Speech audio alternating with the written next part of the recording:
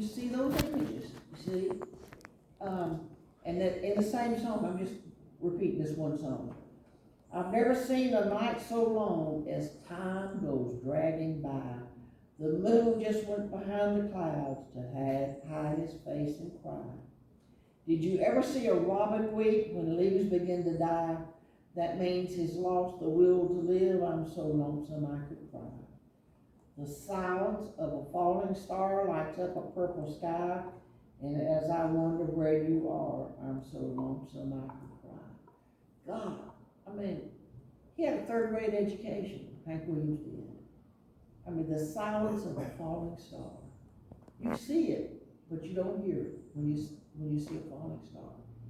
And he's born in 1923 and died in 1953. He lived to be 29 years old. When I was in school, especially high school, I knew I was going to be a country music writer. And my English teacher was saying, "Oh, how can you listen to all those old double negatives?" You know what I said? I said, "Well, now let's see. Now this is the 50s. I said, let's see. Now you make between $35,000 and $4,000 a year.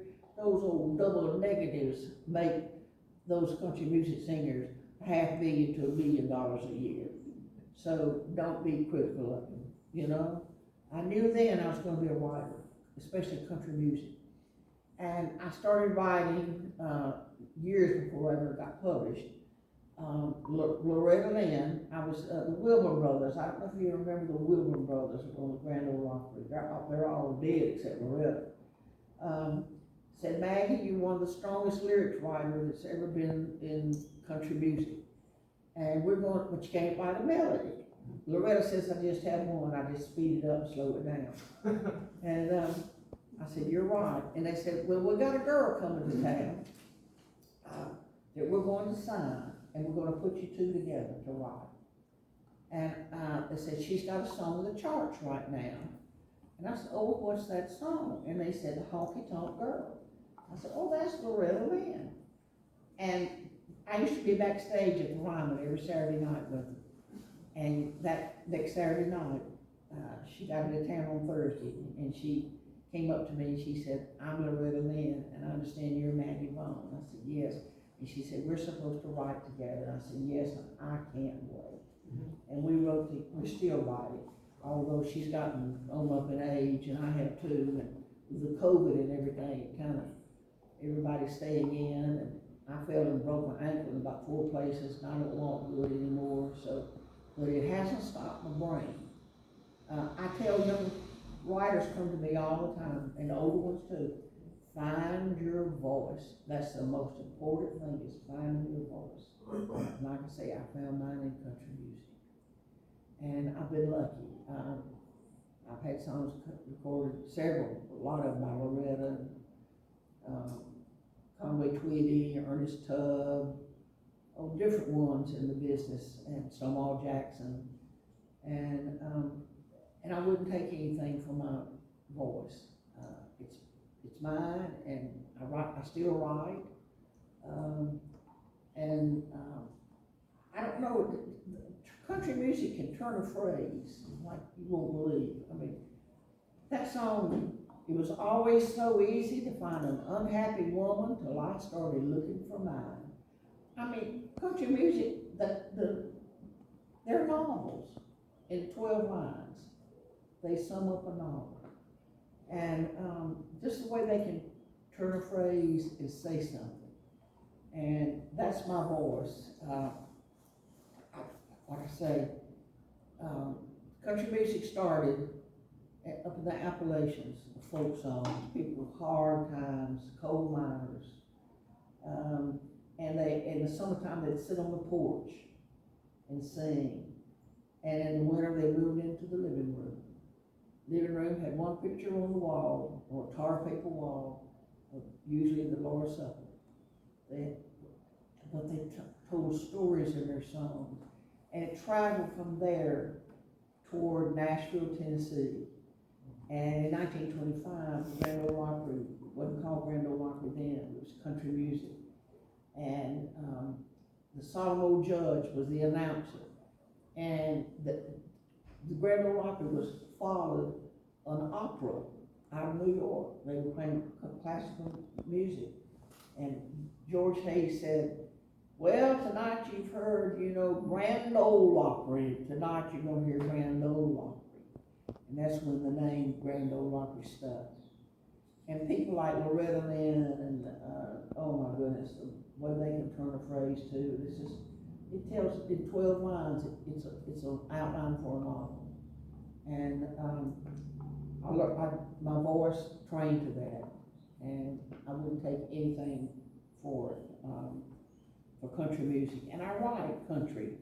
And Roy Acuff, years ago, put out a song called The Great Speckled Bird. Everybody wanted to know what the Great Speckled Bird was, what it was about. And he mentions it. They didn't hear that. On the wings of the Great Speckled Bird. And I'll never forget Jimmy Rogers. Oh my goodness, he was one of the first. My father was a fireman and killed on duty, and when I was 9 months old, Mom was expecting my little brother. She married an older man, I'm sure for security, a few years later. And he was transferred to Gulfport, Mississippi. And I'm thankful for that, because in Murfreesboro at that time, girls were supposed to get married and have babies, like I said. And Gulfport was wide open. They didn't care if you went to church on Wednesday night or not. They didn't have prayer meeting, I don't think. I was a Methodist. And, but it turned my whole world around. And I was only 5 years old. But it was so liberal.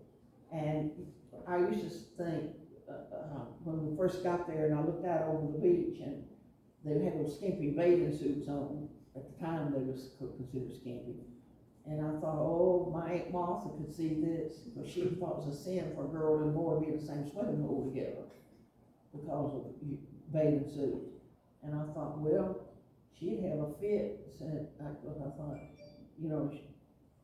she didn't approve the swimming hole together, and thought they were almost naked, and said, go down and go between Gulfport and Biloxi. They were naked on the beach. So I grew up in a hurry, and I saw every world. And you go 50 or 60 more miles to New Orleans, and they were naked, sure enough. The strippers, Lord, strippers going down the street and everything. It opened up my world from that real conservative Murfreesboro thinking, which I didn't participate in anything real bad, but I got pretty close. I tried to see it all, and I did see it all. So, you grow up in a hurry sometimes when you see things like that, but you don't criticize it. But it gave me my voice to write what I write. Years ago, I was in Nashville for a year to write songs, and I went back to Gulfport and came back 4 years later to permanently write. And the Chester's store downtown, I don't know if you ladies remember that in Nashville, it was a very exclusive woman's store, and my aunt worked there. And Chester, who owned it, knew I needed work, because I was there for a year just to write. And he said, Maggie, I'm opening up a store, half of Kroger's. They're building a Kroger's on Noblesville Road. Will you run the other half, not the groceries? You don't know anything about groceries or anything, but said, I'm putting like seconds and sale clothes and things in there. And I said, sure, I can use the money, So I was in there one evening, when all of a sudden, boom, and my brain went. And I have those sometimes, just explosions. And I sat down and I wrote 12 recitations on paper bags. I love recitations. They just say so much. And they were all about Mama. Honey, you want to come up here and play something? I just wrote them. And I stuck them away for years. And several years ago, a friend of mine her husband was DollyParton's producer, and also Melissa Manchester from out in California. And she said, where are those, did I knock it over? No, it's just. Okay. She said, where are those poems that you talk about sometimes? I said, I have no idea. So we searched and searched and found them. And she said, we gotta put it out. And I said, honey, I don't have the money to put this out. So she said, I'm going to the Tennessee Arts Commission. Well, I had been traveling for them to schools and things speaking. And at the time, I can't remember the man who was head of it. And she goes there and she said, she spoke to the head man. Usually you had to fill out a lot of paperwork for a grant and all that. But she thought, well, I'll go talk to him. And she said, I got somebody, I want to put a CD out on them. They're poems that she wrote or recitation type thing years ago. And I want to apply for a grant. And he said, well, who is it? Who is this person? And they said, Maggie Vaughn. He said, oh, you don't have to fill out any papers. He just opened up his drawer, pulled out a checkbook, wrote a check for $5,000 right there to put it out. And so I tell young people all the time, go for it. Just go for it. And don't expect anything. Just it'll come along. I made a living doing this. Well, I'll be 84 in July, and I was 42 when I moved to Belle Buckle, and I haven't worked. I mean, I write, and I've been able to make it. So you just go for it. And I see some of you in here with gray hair like mine, and you've already been for it, evidently. So, but I tell young children all the time, find your place, find your voice if you want to be a writer, or whatever you're going to be, find it, and be proud of it. So I went in, and years later, with my paper bags, and I didn't have any money, and they were doing sessions before mine with some of the big grind opera people and everything, and I was waiting to have my turn to go into the studio. And I'll never forget, there was a saxophone player there. And he said, I'm gonna stick around and hear you. And I said, oh, you're not gonna like mine after what all you've been through. And he said, oh, I wanna hear it. So I did one of the recitations. And he said, I've gotta be on your session. I've gotta be on it. I said, honey, I can't afford you. He said, I'm not charging you a dime. So you see, again, you never know in life what's coming along. Minnie Pearl was like a second mother to me. When I moved to Belle Buckle, my mother nearly had a stroke. She just couldn't understand me giving up a career. I was with the Tennessee and Banner in their advertising department in Nashville at the time. And she said, are you crazy? You've got retirement, benefits, Social Security, everything. Mama, we were poor. I said, Mama, I can't do this any longer. I gotta go for it. And Lord, she didn't speak to me for months. But Minnie Pearl, like a second mother, said, go for it, Maggie, you can do it. And she stood behind me till the day she died. And so I went in and I did a CD years ago. Now, my voice has dropped, of course.